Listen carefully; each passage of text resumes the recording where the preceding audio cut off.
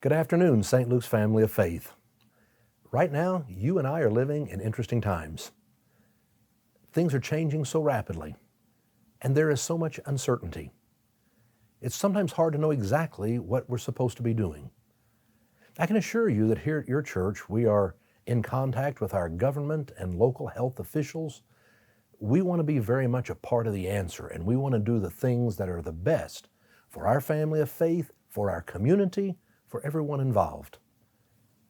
Right now, we have not been asked to cancel worship, and our intention is to be worshiping this Sunday at all of our different campuses. If sometime in the future we are asked not to hold public services, then we will stop and we will let you know, but that's not what has been asked of us at this time. I know there are some of you who may already feel like you don't need to come to church in person, and some of you may not need to do so for that health risk and concern. And that's why we have our online worship service. You can certainly access that, as well as television. Right now, we've been working hard to make sure that we're doing all the things we can to respond to this coronavirus crisis. I've sent out a letter to you that you'll be able to read about the many steps we're taking to make sure about our cleaning, about food preparation, some adjustments we have made to the worship service. We're doing all that we can to be responsive and to be responsible.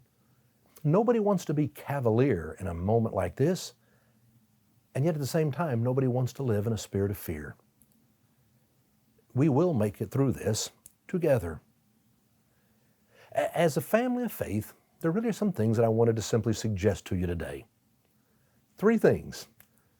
What I wanted to suggest to you, number 1, was when you get up in the morning, I know you're going to watch the news and you're going to hear about all the things that are happening. I do that, and I think it's important to be informed. But it can become addicting, and it can become so depressing, and it can become scary, and in ways that it doesn't need to be. So learn about the facts and what's going on, and then turn it off, and take a moment to have your daily devotional. Right now, we're in the season of Lent. We've prepared a daily devotional for you, and I hope you'll take time each day to be reading through your daily devotional and then spending time in prayer. Recenter yourself in Christ. That way, as we go through these times of uncertainty, we don't have to live in fear. We walk through these times with the presence of God. Secondly, gratitude is such a part of the DNA here at St. Luke's. We had the year of gratitude. We still pass out thank you notes. We talk about this all the time. What I want to remind you is now is a great time to have your gratitude journal.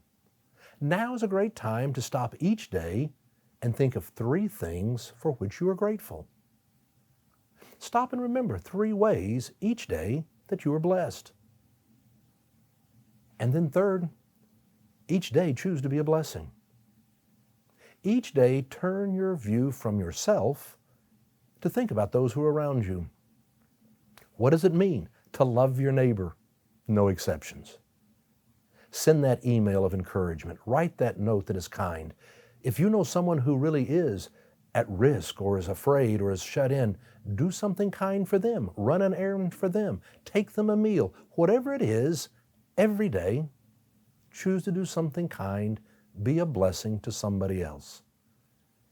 If you and I will remember to center ourselves in Christ, if we remember to give thanks, and if we remember to be a blessing, then we're going to go through this together and not have to be so afraid. This Sunday, whether you choose to be online or watching TV or be here in person, I'm looking forward to worshiping with you. I hope you have a blessed weekend.